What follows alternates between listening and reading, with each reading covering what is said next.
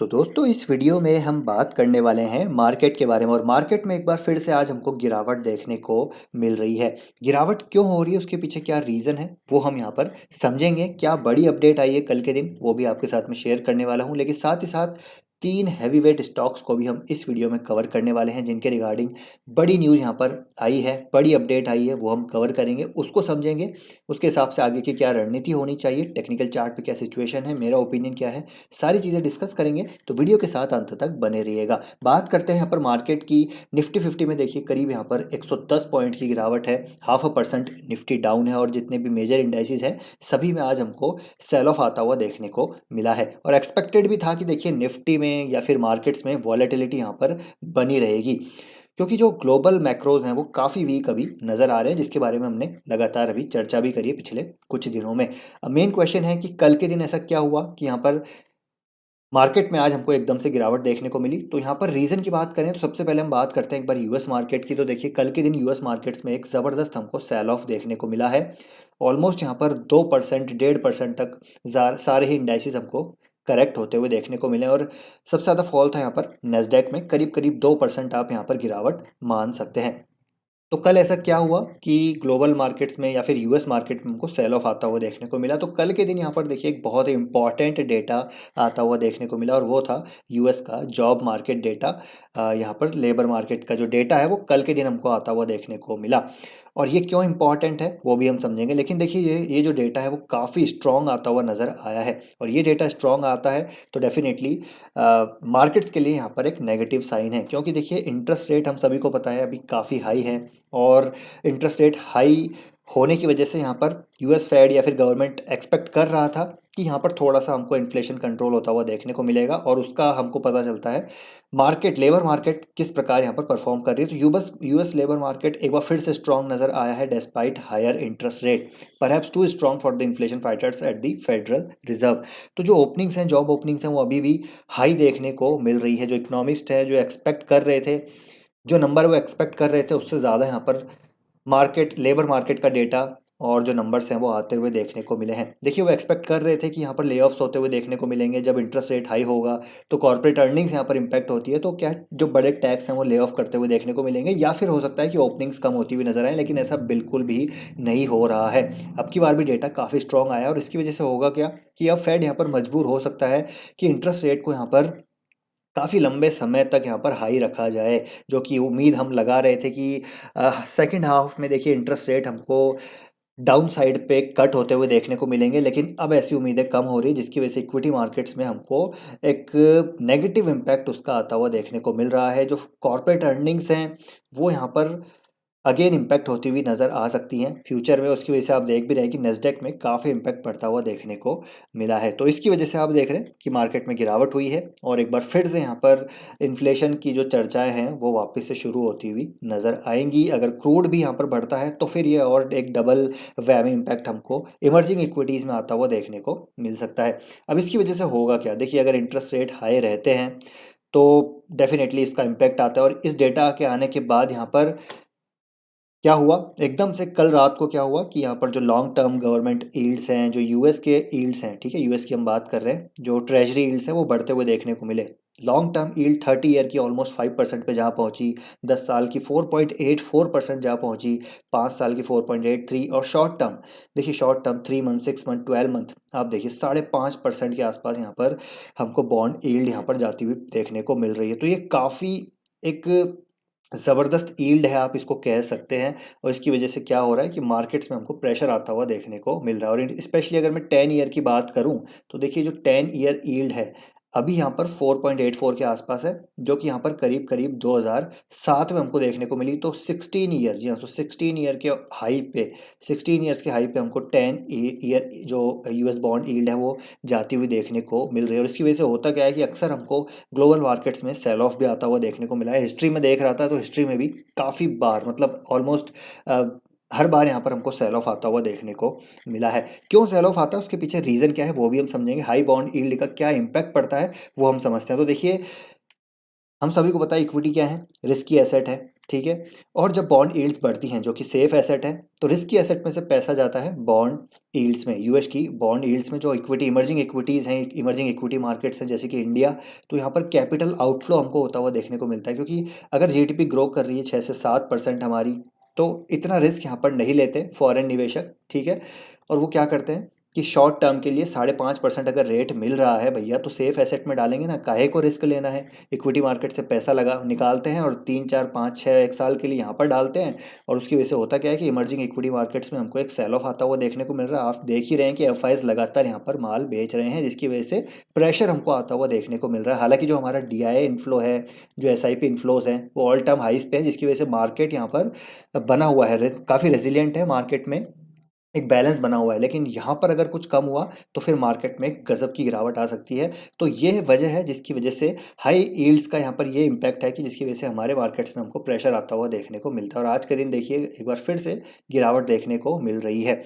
और होता भी क्या है, हाई यील्ड से एक चीज़ और होती है कि जो बोरिंग कॉस्ट है वो बढ़ जाती है कंपनीज के लिए, तो अगेन प्रॉफिटेबिलिटी इम्पैक्ट होती है। तो ये होता है। और बढ़ क्यों रहे हैं, इंक्रीज क्यों हो रहे हैं रेट, मैंने अभी जस्ट आपको बताया कि यहाँ पर चांसेस हैं कि फेड यहाँ पर इंटरेस्ट रेट यहाँ पर जो है रेट जो है हायर रख सकता है लंबे समय के लिए।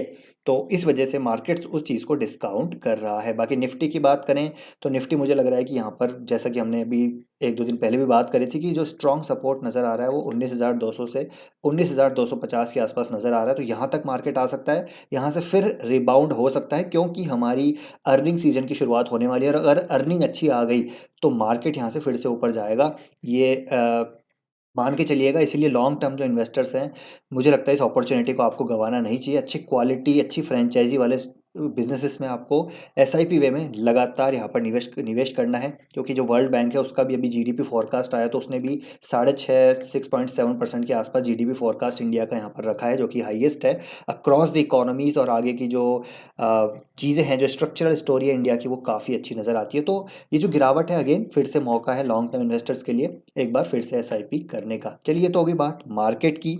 अब यहाँ पर हम बात करते हैं स्टॉक्स की। तो सबसे पहले हम बात करेंगे one and only HDFC bank. और आज एचडीएफसी बैंक ऑलमोस्ट 1% अप है। उसके पीछे रीज़न क्या है, काफ़ी दिनों की गिरावट के बाद एक अच्छी तेजी है। उसके पीछे रीज़न है, कल के दिन यहाँ पर इंपॉर्टेंट डेटा आया है। जी हाँ दोस्तों, कल के दिन एक इंपॉर्टेंट डेटा आया है। क्या डेटा आया है, Q2 अपडेट यहाँ पर हमको आती हुई देखने को मिली है। तो अब मैं आपके साथ शेयर करूँगा। देखिए यहाँ पर deposit growth year on year 18%।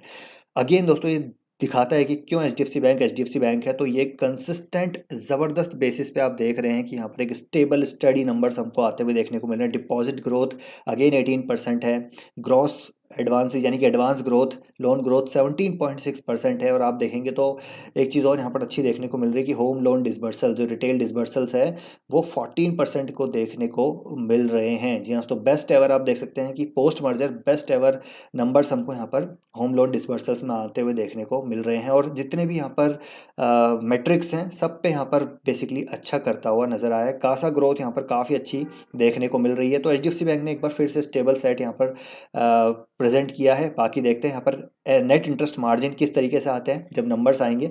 तो डेफिनेटली उम्मीद है कि एचडीएफसी बैंक यहाँ पर अच्छा करेगा। और एचडीएफसी बैंक देखिए अभी शॉर्ट टर्म इश्यूज ज़रूर हैं, बिकॉज ऑफ मर्जर ओवरहैंग ये स्टॉक में इतनी प्रेशर आई है। अभी कुछ दिन पहले यहाँ पर मैनेजमेंट ने बोला था कि हो सकता है 1 2 3 क्वार्टर यहाँ पर थोड़े से इश्यूज रहें इंटरेस्ट मार्जिन में। इसकी वजह से स्टॉक में तेज़ी नहीं आ पा रही है, मार्केट उस चीज़ को डिस्काउंट कर रहा है। लेकिन अगर आपका नज़रिया लंबा है, 3 5 10 साल का नज़रिया एचडीएफसी बैंक में, तो मुझे लगता है कि बहुत अच्छी अपॉर्चुनिटी यहाँ पर नज़र आ रही है एचडीएफसी बैंक में। वैल्यूएशन वाइज काफ़ी अट्रैक्टिव नज़र आ रहा है। और आप देख ही रहे हैं बिजनेस अपडेट Q2 की काफ़ी अच्छी देखने को मिल रही है। तो ये जो गिरावट है इसका फ़ायदा उठाइए, एसआईपी वे में इन्वेस्ट कीजिए एचडीएफसी बैंक में, क्योंकि एक अच्छी कंपनी में बुरे समय में निवेश अगर आप कर रहे हैं तो उसका फ़ायदा आपको डेफिनेटली मिलेगा। क्योंकि बुरा समय देखिए टेम्पररी है, लेकिन जो स्टोरी है वो एक परमानेंट लॉन्ग टर्म स्टोरी है एचडीएफसी बैंक की। बात करते हैं नेक्स्ट एवेन्यू सुपरमार्ट। एक और लॉन्ग टर्म कंसिस्टेंट कंपाउंडर नज़र आता है एवेन्यू सुपरमार्ट। रिटेल सेगमेंट में काफ़ी मतलब एक तरह से आप कह सकते हैं कि इनके पास ज़बरदस्त मोट है। इसके भी कल नंबर आए हैं और आज के दिन करीब 3 साढ़े 3% की तेज़ी हमको HDFC Avenue supermart D mart में देखने को मिली है। तो नंबर्स हम यहाँ पर डिस्कस करते हैं। तो आप देख रहे हैं कि नंबर्स ज़बरदस्त यहाँ पर Q2 अपडेट यहाँ पर कंपनी ने पेश की है। ठीक है, ज़बरदस्त तो नहीं, लेकिन हाँ डेफिनेटली डिसेंट यहाँ पर नंबर पेश किए हैं। तो ईयर ऑन ईयर बेसिस पे देखिए रेवेन्यू 10,300 करोड़ से बढ़ के 12,300 करोड़ हो चुका है, तो करीब करीब 18 से 19% की growth year on year basis पे देखने को मिल रही है। हालांकि जो कोविड वाला पीरियड था 2020 से 2021 में, तो आप देखिए करीब 40-45% की ग्रोथ थी, उसके मुकाबले 18-19% की ग्रोथ है। तो डिसेंट ग्रोथ है, लेकिन जिस प्रकार की वैल्यूशन है उस प्रकार से मुझे लगता है कि अभी भी उतनी ग्रोथ नहीं आ रही। अभी भी डेफिनेटली काफ़ी ज़्यादा यहाँ पर चीज़ें देखने लायक होंगी रिजल्ट में। और नंबर ऑफ स्टोर्स काफ़ी अच्छे ऐड किए हैं इन्होंने, अब की बार 336 नंबर स्टोर ऐड किए हैं, करीब 10% से ज़्यादा की वाई वाई बेसिस पे स्टोर ग्रोथ एडिशन हमको देखने को मिल रही है।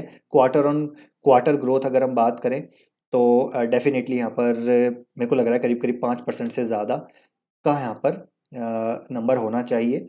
तो अगर मैं देखूँ यहाँ पर 12,300, और पिछले क्वार्टर में कितना था 11,800, तो करीब करीब है ये 5 से 6% की ग्रोथ हमको क्वार्टर ऑन क्वार्टर बेसिस पे भी देखने को मिल रही है। तो डिसेंट नंबर है। डेफिनेटली जो ट्रैकिंग करने वाले पैरामीटर्स होंगे वो होंगे यहाँ पर, जो इनका नॉन एफएमसीजी वाला बिजनेस है वो किस तरीके से करता है, क्योंकि वहाँ पर मार्जिन ज़्यादा होते हैं, तो देखना पड़ेगा इनके किस प्रकार के मार्जिन अब की बार आते हैं, तो वो रिजल्ट में ही हमको देखने को मिलेगा। इबिट्टा मार्जिन ट्रेजेक्ट्री किस प्रकार की रहती है वो हमको देखने को रिजल्ट में ही देखने को मिलेगी। अदरवाइज नंबर्स यहाँ पर डेफिनेटली डीमार्ट के डिसेंट आए हैं। अब मेरा ओपिनियन ये है कि डीमार्ट जिस प्रकार 18 to 19% की ग्रोथ आ रही है, तो 20% कंसिस्टेंट कंपाउंडर है ये लॉन्ग टर्म के लिए। हालांकि वैल्यूशन के हिसाब से महंगा नज़र आता है, क्योंकि 100 के पी पे स्टॉक ट्रेड कर रहा है, और 18 से 20% की ग्रोथ आ रही है, तो वो अभी भी जस्टिफाइड नहीं है। लेकिन एक लॉन्ग टर्म स्टोरी है, मैनेजमेंट पे यहाँ पर बेसिकली इसको वैल्यूशन मिल रहा है, और कहीं ना कहीं फ्री फ्लोट नहीं है कंपनी में।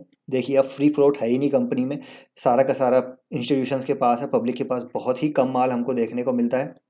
तो फ्री फ्लोट ना होने के कारण भी स्टॉक मुझे लगता है नहीं गिरेगा, स्टॉक कंसोलिडेट कर सकता है, टाइम करेक्शन में ज़रूर जा सकता है, कंसिस्टेंट कंपाउंडर है। मल्टी बैगर बनेगा नहीं बनेगा वो तो बात की बात है, लेकिन मेरे ख्याल से कोर पोर्टफोलियो स्टॉक है जहाँ पर 15% से 18% ग्रोथ आपको कंसिस्टेंट लॉन्ग टर्म के लिए मिल सकती है, और ये अगर मिल जाए तो इससे बेहतर कुछ नहीं हो सकता। तो डीमार्ट को आप लंबे समय के लिए, यहाँ से 10-15-20 सालों के लिए कंसिस्टेंट कंपाउंडर कोर पोर्टफोलियो का पार्ट बना सकते हैं, और यहाँ पर भी इसको एक्यूमुलेट कर सकते हैं अगर आपका लॉन्ग टर्म का होराइजन है। मैं ये नहीं कह रहा अगर 1-2 साल का नजरिया है, 3 साल का नजरिया है, तो आप इसको अग्रेसिवली बाय कीजिए। डीमार्ट को बिल्कुल भी नहीं बाय करना है 3 साल का नजरिया है तो, ये मैं आपको स्ट्रेट अवे यहाँ पर डिस्क्लेमर दे रहा हूँ, क्योंकि 100 का पी यहाँ से 3 साल में आप क्या सोच रहे हैं 300 पी हो जाएगा, ऐसा नहीं होगा। 200 पी हो जाएगा, ऐसा नहीं होगा।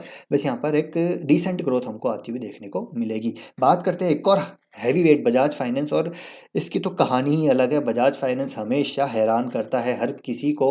आज के दिन देखेंगे तो ज़रूर गिरावट है, लेकिन कल के दिन जो बिजनेस अपडेट आई है वहाँ पर बिल्कुल भी कोई भी लैगिंग साइंस नहीं है। डिपॉजिट ग्रोथ 39% की है। देखिए ज़बरदस्त 39% की डिपॉजिट ग्रोथ है, एईएम ग्रोथ एक बार फिर से 33%। और यहाँ पर जो न्यू लोन बुक ग्रोथ है भाई साहब, वहाँ पर भी आप देखेंगे तो 26% की ग्रोथ है। तो ऑल राउंड स्टेबिलिटी यहाँ पर बजाज फाइनेंस में देखने को मिल रही है। Q2 रिजल्ट्स आएंगे 17 तारीख को, आई थिंक 17 अक्टूबर के आसपास रिजल्ट आने वाले हैं, तो वो देखने लायक होगा।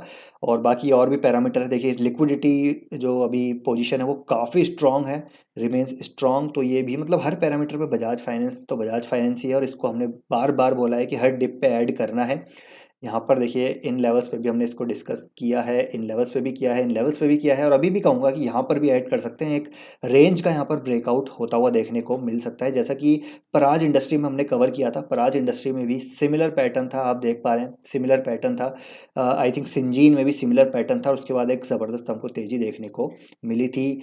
पॉलीकैब में भी एक सिमिलर पैटर्न था, तो ऐसा ही पैटर्न बजाज फाइनेंस में भी देखने को मिल रहा है। नंबर भी अच्छे आए हैं, तो इसको ऐड कर सकते हैं, इधर इस लेवल पे भी ऐड कर सकते हैं। बाकी गिरता है तो और ऐड ऑन डिप्स कर सकते हैं। तो ये 3 स्टॉक्स हैं जो हैवी वेट्स हैं और कोर पोर्टफोलियो स्टॉक्स हैं, जिनको आप डेफिनेटली ऐड कर सकते हैं। तो आई होप दोस्तों वीडियो इन्फॉर्मेटिव लगा होगा। वीडियो पसंद आए तो वीडियो को लाइक कीजिए, शेयर कीजिए, चैनल को सब्सक्राइब ज़रूर कर लीजिएगा इसी प्रकार की इन्फॉर्मेशन के लिए, अपडेट्स के लिए। और डेफिनेटली मल्टी बैगर और डिसेंट कंसिस्टेंट कंपाउंडर अपॉर्चुनिटीज़ भी यहाँ पर मैं आपके साथ लगातार डिस्कस करता हूँ। तो चैनल को ज़रूर सब्सक्राइब कर लीजिएगा, और ये वीडियो अच्छा लगा है तो लाइक कर लीजिएगा। और दूसरा जो चैनल है हमारा breakout stocks channel, I hope इसको भी आपने सब्सक्राइब कर रखा होगा। जैसे ही यहाँ पर मार्केट में एक स्टेबिलिटी आएगी, यहाँ पर नज़र आएंगी कोई अपॉर्चुनिटीज़, तो डेफिनेटली इस चैनल पे आपके साथ में इस चैनल में आपके साथ शेयर करता हूँ ब्रेकआउट अपॉर्चुनिटीज़, पोजिशनल अपॉर्चुनिटीज़ और डेफ़िनिटली। और जो यहाँ पर एक